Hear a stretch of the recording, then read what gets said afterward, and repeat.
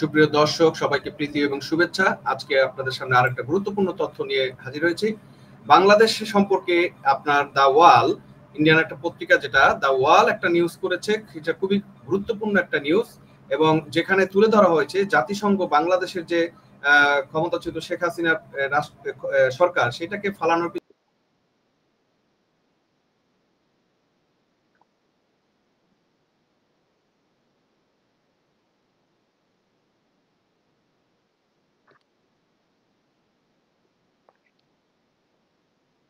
হাওলাদার ভাই আছেন?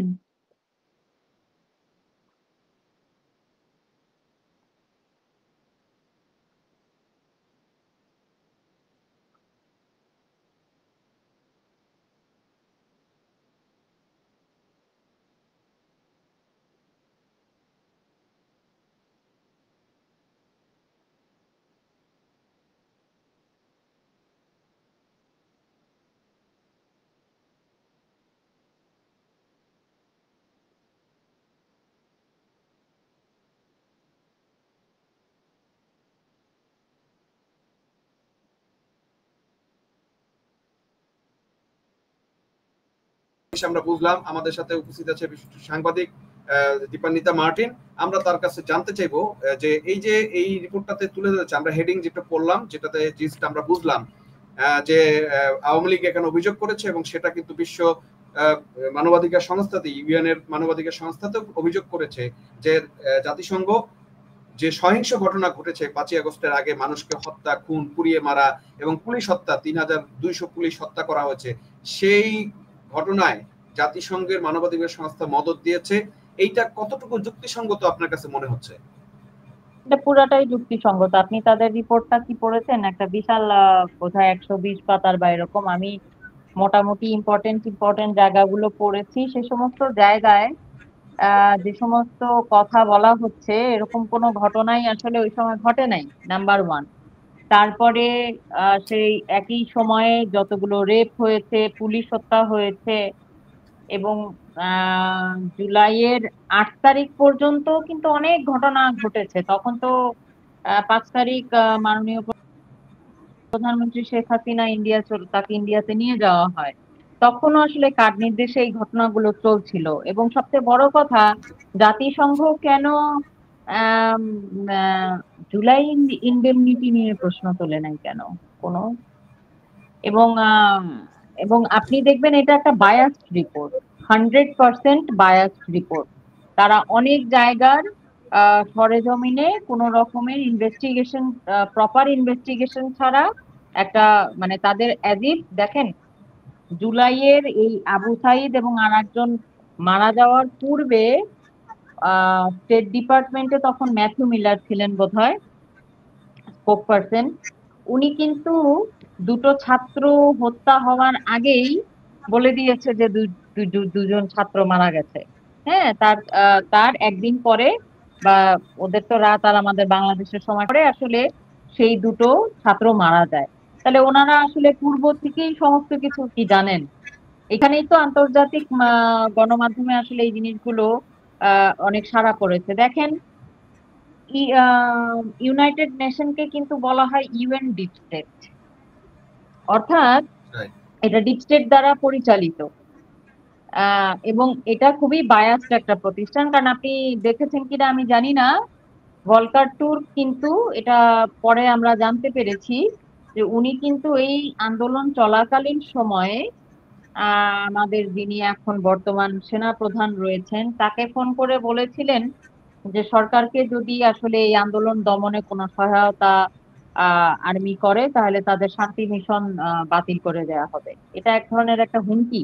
এটা একজন মানবাধিকার, একজন হিউম্যান রাইটস অফিসার এটা করতে পারে না, একেবারেই এটা করতে পারে না, এটা করতে পারে না। সম্পূরক প্রশ্ন আপনাকে করতে চাই, সেটা হচ্ছে যে এই যে জুলাই থেকে 8ই আগস্ট পর্যন্ত যে হত্যা হয়েছে, সেই হত্যাগুলোর ব্যাপারে, মানে পুলিশ হত্যা হয়েছে বা অন্যান্য হত্যা হয়েছে, সেইগুলোর ব্যাপারে একটা ইনডেমনিটি দেওয়া হয়েছে যে এই হত্যার বিচার করা যাবে না। তাহলে জাতিসংঘের মানবাধিকার কমিশনার যদি মানবাধিকার নিয়েই কথা বলে, তাহলে তারা এই যে ইনডেমনিটি দেওয়া হলো, এটার বিরুদ্ধে তারা কোনো কথা বললো না কেন? তার মানে কি প্রমাণিত হয় যে এই হত্যার পিছনে জাতিসংঘ মানবাধিকার কমিশনও জড়িত আছে? 100% জড়িত আছে।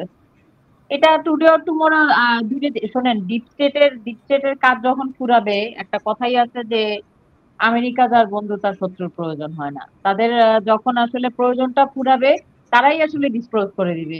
দেখেন, ট্রাম্প ক্ষমতায় এসে মিলিয়ন মিলিয়ন ডলারের কথা বলে দিয়েছে। সেরকম এগুলো আসলে তারা বলে দিবে। এটা সম্পূর্ণভাবে তারা বায়াস ছিল এবং সম্পূর্ণভাবে তারা সংযুক্ত ছিল এই ঘটনার সাথে। আমার হ্যাঁ, অ্যাসেসমেন্ট হচ্ছে তারা এটার সাথে সংযুক্ত ছিল, তারাই ঘটিয়েছে এইসব। আমরা একটু আরো কি বলতেছে পত্রিকাটা, আমরা একটু পড়ে শোনাই দর্শকের জন্য। শেখ হাসিনার বক্তব্য, জি। বাংলাদেশের রাজনৈতিক ইতিহাসে 2024-25 সময়কালে এক রক্তাক্ত বিতর্কিত অধ্যায় হয়ে দাঁড়িয়েছে। ক্ষমতাসীন আওয়ামী লীগ সরকারের পতনে যেমন মার্কিন প্রভাব ব্যাপকভাবে আলোচিত, তেমনি জাতিসংঘের ভূমিকা এক নতুন মাত্রা যোগ করেছে। জাতিসংঘের মানবাধিকার কমিশনের কার্যকলাপ, সেনাবাহিনীর প্রতি হুমকি, অন্তর্বর্তী সরকারের প্রতি প্রকাশ্য সমর্থন সব মিলে প্রশ্ন উঠেছে, বাংলাদেশের অভ্যন্তরীণ রাজনীতি কি জাতিসংঘ এক নতুন ছায়াযুদ্ধ শুরু করেছে কিনা। দলটির বক্তব্য, শেখ হাসিনা সরকার বিরুদ্ধে যখন সহিংসতা ছড়ায় তখন জাতিসংঘ চুপ ছিল। 2024 সালে জুলাই আন্দোলনে দেশ জুড়ে ছড়িয়ে পড়া সহিংসতা, অরাজকতা, সরকারি স্থাপনা ভাঙচুর, অগ্নিসংযোগ, কারাগারে হামলা, জঙ্গি ও সন্ত্রাসীদের মুক্তি এবং পুলিশের উপর নৃশংস হামলা ঘটনায় দেশের ইতিহাসে নজিরবিহীন। নরসিংদীতে হাই সিকিউরিটি কারাগার থেকে চিহ্নিত 9 জন জঙ্গি পালিয়ে যায়। মহাখালী বনানীতে দুর্যোগ ব্যবস্থাপনা ভবনে অগ্নিসংযোগ করা হয়। আওয়ামী লীগ নেতৃত্ব বক্তব্য, এসব ঘটনার পর জাতিসংঘ মানবাধিকার কমিশন ভলকার তুর্ক কোনো সরাসরি প্রতিক্রিয়া জানানি, বরং 25 জুলাই 2024 প্রকাশিত বিবৃতিতে তিনি একতরফাভাবে সরকারের সমালোচনা করে আন্দোলনকারীদের প্রতি সহানুভূতি প্রকাশ করেন। তিনি মত প্রকাশের স্বাধীনতার উপর জোর দিলেও পুলিশের সদস্যের নির্মম হত্যা, যেমন এসআই মুক্তাদিরকে ঝুলিয়ে হত্যা এবং বনানীতে পুলিশ পদক মাসুদ পারভেজকে পুড়িয়ে হত্যার ঘটনাগুলো সম্পূর্ণ উপেক্ষা করা হয়। দেখেন, খুব যুক্তিসঙ্গত ভাবেই কিন্তু এখানে কথাগুলো এসেছে যে এই যে পুলিশগুলোকে হত্যা করা হয়েছে এবং মুক্তাদিরের ব্যাপারে যেটা বলা হয় সেটা তাকে এই করা হয়েছে। এবং আপনি আরেকটা জানেন, সিলেটের একটা থানাতে সেখানে একটা হিন্দু পুলিশকে তারা রেখে সেখান থেকে বের হয়ে যেতে হয়, যে মানে সবাইকে আর্মি সেভ করে নেয়, শুধুমাত্র একটা হিন্দু ছেলেকে রেখে যায় যাতে তাকে হত্যা করে মানে পিটিয়ে মারা যায়। এবং বিবিসি নিউজটা কিন্তু করেছে, তুলে নিয়ে আসছে যে তাকে কিভাবে কেন রেখে যাওয়া হয়েছিল এবং তাকে কিন্তু নির্মম ভাবে পিটিয়ে কুপিয়ে এবং পুড়িয়ে হত্যা করা হয়। তো এর মাধ্যমে এই হত্যাকাণ্ডের বিরুদ্ধে যে জাতিসংঘ কথা বলে না, সেই জাতিসংঘের মানবাধিকার কমিশন কোন রকমই কি মানবতাবাদী হতে পারে কিনা, এটা একটা জিনিস। আর বাংলাদেশে জাতিসংঘের মানবাধিকার কমিশনের অফিস খুলেছে, তার মানে আমরা কি তলাবিহীন ঝুড়ি, বা এই যে যেসব রাষ্ট্রে আপনার প্রক্সি যুদ্ধ চলে বা গৃহযুদ্ধ চলে, সেই সব রাষ্ট্রে দেখা যাচ্ছে যে এই মানবাধিকার কমিশন, তাহলে আমরা কি আসলে গৃহযুদ্ধের দিকে এগিয়ে যাচ্ছি এর মাধ্যমে? দেখেন, ওয়ার্ল্ড হেলথ অর্গানাইজেশনের কাজটা কি? যুদ্ধ যদি পৃথিবীতে থেমে যায়, ওরা হচ্ছে কি জানি বলে, বিভিন্ন জায়গায় দেখবেন গাজাতে বিভিন্ন জায়গায় খাবার নিয়ে যায়, তারপর হচ্ছে খাবার দিচ্ছে। যুদ্ধ শেষ হয়ে গেলে তো এদের কাজ নাই, এরা তো সব জায়গায় যুদ্ধ লাগানোর তালি করে, এটাই এদের কাজ। এবং জাতিসংঘ যেখানে ঢোকে তার মানে ওইখানে যুদ্ধ লাগবে, এটা আমার আপনার বলার দরকার নাই। এটা তারা ওইভাবেই পুরা পরিবেশ এবং সবকিছু সৃষ্টি করে। আর এর সঙ্গে 100% আমেরিকার ডিপ স্টেটের একটা ষড়যন্ত্র থাকে, কারণ এই না, সমস্ত হ্যাঁ বলেন তাদের ভাই। আমাদের মতো এরকম দেশের জন্য এত কান্না, কিন্তু এই যে ইসরায়েল যে এতগুলো শিশু হত্যা করলো, এইভাবে মানুষকে নৃশংসভাবে হত্যা করলো, এবং আপনি লাস্ট দেখেছেন গত সপ্তাহে একটা রিপোর্ট যে ত্রাণ নিতে আসলো একটা বাচ্চা, হ্যাঁ, তাকে সেখানে গুলি করে মারা হলো। এইসব ব্যাপারে জাতিসংঘর যে অবস্থান, শক্ত অবস্থান আমরা কখনোই দেখিনি। তাহলে এই বাংলাদেশের মতো জায়গাতে জাতিসংঘের এরকম ভাবে এই সন্ত্রাসীদের পক্ষে নাক গালানোর কারণটা কি? কারণটা হচ্ছে ওইখানে তো অলরেডি যুদ্ধ লেগে গেছে। ওখানে তো আর তাদের এখন যা চাওয়ার সেটা তারা হচ্ছে, তারা ওইখানে স্যাংশন দিবে, ফুড দিবে, তারা ওইখানে হচ্ছে গিয়ে ত্রাণ দিবে। এখন এইখানে যুদ্ধটা লাগাইতে হবে তো, সেই সেই পায়তারাই তো চলছে। আপনি দেখেন, রাখাইন রোহিঙ্গা এই দিকের বিষয়গুলা যদি একটা কোন রকম যুদ্ধ পরিস্থিতি তৈরি হয়, তাহলে ওদের আর একটা প্রজেক্ট বাড়ে। তো ডেফিনেটলি তারা চাইছে যে এই জায়গায় একটা গৃহযুদ্ধের মতন পরিস্থিতি তৈরি হোক, আর একটা তালেবানি রাষ্ট্র হোক, আর একটা আফগান তৈরি হোক। আচ্ছা, সেজন্য কি কালকে এনসিপির 5 জন নেতা 5 আগস্টের প্রোগ্রাম রেখে কক্সবাজারে গিয়ে, আমরা যেটুকু শুনতে পেরেছি, সেখানে রোহিঙ্গা জঙ্গিদের সাথে তাদের একটা মিটিং হয়েছে, মানে এই জঙ্গিবাদকে বা অস্ত্র কালেকশনের একটা কথা শতভাগ শোনা যাচ্ছে, মানি লন্ডারিং করছে তারা। এরকম হতে পারে কিনা? তারা পিটার হাসের সাথে তাদের মিটিং এর ওয়ান অফ দা, যেটা আমার কাছে একটা তথ্য আছে, যদিও এখনো ফুললি ভেরিফাইড না, আহ, কিন্তু ওখানেই যেভাবেই হোক আমার কাছে তথ্য আছে। প্রশাসনের মধ্য থেকেই একজন আমাকে জানিয়েছেন যে সেখানে মূল তাদের একটা বড় উদ্দেশ্য হচ্ছে মানি লন্ডারিং। তা এই টাকা দিয়ে তারা কি করবে? অস্ত্র কিনবে? যুদ্ধ পরিস্থিতি তৈরি করবে? একটা তো আছে অবশ্যই, মানে ইলেকশনের টাকা সিট ভাগাভাগির একটা বিষয় আছে। পিটার হাসের সাথে হাস পার্টিতে গিয়ে তারা, সেগুলোর একটা বিষয় আছে। আর একটা বড় রিজন তারা ওখানে গেছে, তারা ইনভলভ মানি লন্ডারিং এর সাথে। হুম। না, আরো একটা বিষয় এখানে আমরা শুনলাম, মানে আপনি যদি কথাটা বলেন এই তথ্যটা সত্য একটা, কেউ কেউ বলছেন যে তারা ব্যাগ ভর্তি ডলার নিয়ে গেছে, যেটা পিটার হাসের মাধ্যমে দেশের বাইরে পাঠানোর ব্যাপারে কথা হচ্ছে।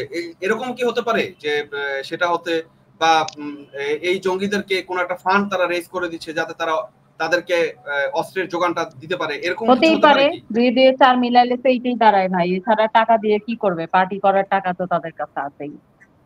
তারা তো এক ইফতার পার্টিতে 1 কোটি টাকার উপরে শুধু ইফতারের খরচ করছে এই এই বছর শুরুতে, এনসিপি। তো ওগুলার তো টাকা তাদের কাছে আছে।